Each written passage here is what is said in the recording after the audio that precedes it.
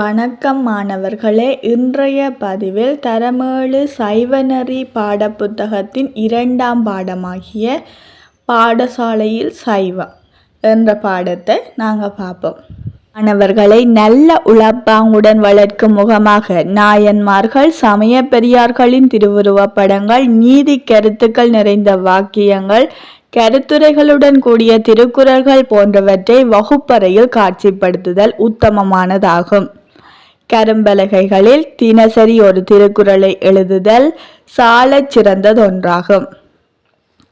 நால்வர் குருபூசை, சமய பெரியார் குருபூசை தினங்களில் அவர்களுக்கு விசேட ஆராதனைகள் ஆற்றப்படுவதுடன் அவர்களின் வரலாற்றுகளையும் அர்த்தம் தொண்டுகளையும் அவர்களின் செயற்கரிய செயல்களையும் மாணவர்கள் அறிந்து கொள்ளும் வகையில் சொற்பொழிவுகளாகவோ நாடகங்களாகவோ வில்லுப்பாட்டுகளாகவோ நிகழ்த்துவது பயன்மிக்கதொன்றாக அமையும்.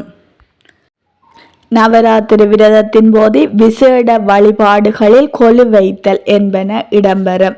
இவ்விரதத்தின் போது பாடசாலை மாணவர்களிடையே பூமாலை கட்டுதல், கோலமிடுதல், பேச்சு, நாடகம், நடனம், கட்டுரை, பாவோதல் போன்ற போட்டிகளில் இடம்பெறும்.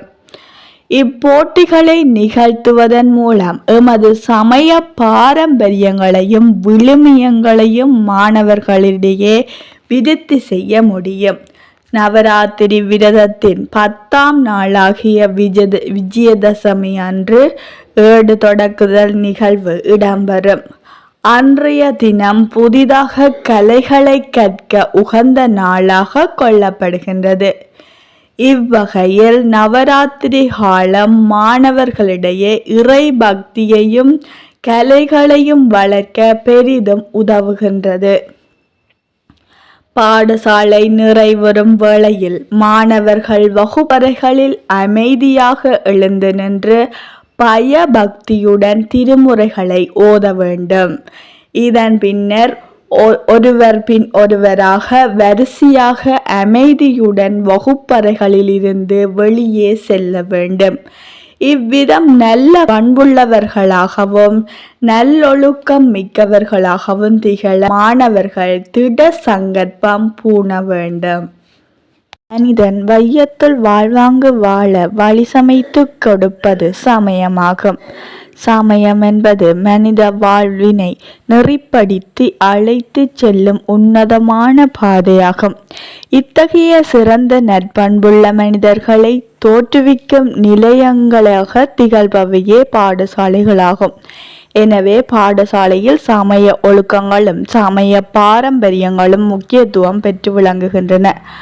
மாணவர்கள் வைகரையில் துயிலெழுந்து புற தூய்மைக்கு நீராடி தோய்துளர்ந்த ஆடையணிந்து விபூதி தரித்து உரிய நேரத்திற்கு முன்பாகவே பாடசாலைக்கு சமூகம் அளிக்க வேண்டும். பாடசாலையின் சுற்றுப்புற சூழலை சுத்தமாக வைத்திருப்பது மாணவர்களின் கடமையாகும். தூய்மையே தெய்வீக அருளை தோற்றுவிக்கும். பாடசாலையில் பூமரக்கன்றுகளை நாட்டி பசுமையாக பேணுவதுடன் மட்டுமல்லாது இறைவனுக்கும் அப்பூக்களை பறித்து சமர்ப்பணம் செய்யலாம். மிகவும் இரமியமான காலை பொழுதில் அதிபர், ஆசிரியர்கள், மாணவர்கள் அனைவரும் ஒன்று கூடி தோத்திர பாடல்களை பண்ணுடன் இசைத்து மனமுருகி இறைவனை பிரார்த்தனை செய்தல் வேண்டும். மாணவர்கள் தோத்திர பாடல்களை பண்ணோடு இசைத்து பாடுவதன் மூலம் கோயில்களிலும் வேறு விசேட வைபவங்களின் போதும் அவற்றை பாடுவதற்கான இயலுமையை வளர்த்து கொள்ளக்கூடியதாக அமையும். தில்லை சிற்றம்பலத்தில் தேவார திருவேடுகள் கிடைக்க பெற்றமையை உணர்த்தும் முகமாக திருமுறை பாடல்கள் ஓதப்படுவதற்கு முன்பும் ஓதிய பின்பும் திருச்சிற்றம்பலம் என சொல்லுதல் இன்றியமையாததாகும். காலை பிரார்த்தனையின் பின்பு ஆசிரியர்களாலோ மாணவர்களாலோ நற்சிந்தனை ஆற்றப்படுவது அனைவருக்கும் பயனுள்ளதொன்றாக அமையும். வெள்ளிக்கிழமை சைவ சமயத்தவர்களின் முக்கிய புனித நாளாக விளங்குகின்றது. வெள்ளிக்கிழமைகளில் கோயிலுக்கு சென்று இறை வழிபாடு செய்வது உத்தமமானதாகும். பாடசாலைகளிலும் வெள்ளிக்கிழமைகளில் விசேட வழிபாடுகள் நிகழ்த்தப்படும். இத்தினத்தில் தினமும் ஓதப்படும் தேவாரம், திருவாசகம், திருவிசைப்பா, திருப்பல்லாண்டு, திருப்புராணம் என்னும் பஞ்சபுராணத்துடன் சிவபுராணமும் விசேடமாக ஓதப்படுகின்றது. பாடத்தினை கவனமாக கேட்டீர்களா? சரி, வாங்க வினாவிடைக்குள்ள போலாம். முதலாவது கேள்வி, பாடசாலையில் கொண்டாடப்படும் சைவ சமய விழாக்களை குறிப்பிடுக.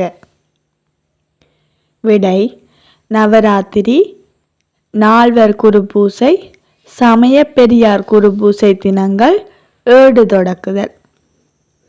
இரண்டாவது கேள்வி, பாடசாலையில் சைவ சமயத்தினை வளர்க்கும் முகமாக தினந்தோறும் நிகழ்த்தப்படும் நிகழ்வுகள் 2 தருக.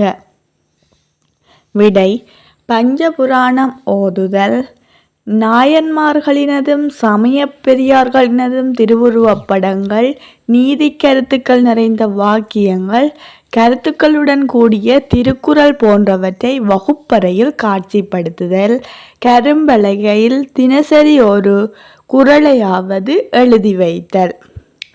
அடுத்தது மூன்றாவது கேள்வி, திருச்சிற்றம்பலம் சொல்லப்படும் சந்தர்ப்பங்களை தருக. விடை: திருமுறை பாடல்கள் ஓதப்படுவதற்கு முன்னும் ஓதிய பின்னும் திருச்சிற்றம்பலம் என சொல்ல வேண்டும். நான்காவது கேள்வி, பாடசாலையில் கலை விழாக்களை கொண்டாடுவதனால் மாணவர்கள் அடையும் நன்மைகள் அவை. விடை: இறைபக்தி வளர்க்கப்படுகின்றது, சமய பாரம்பரியங்களையும் விழுமியங்களையும் மாணவர்களிடையே விருத்தி செய்ய முடிகின்றது. மீண்டும் இன்னுமொரு பதிவினூடாக உங்களை சந்திக்கின்றோம்.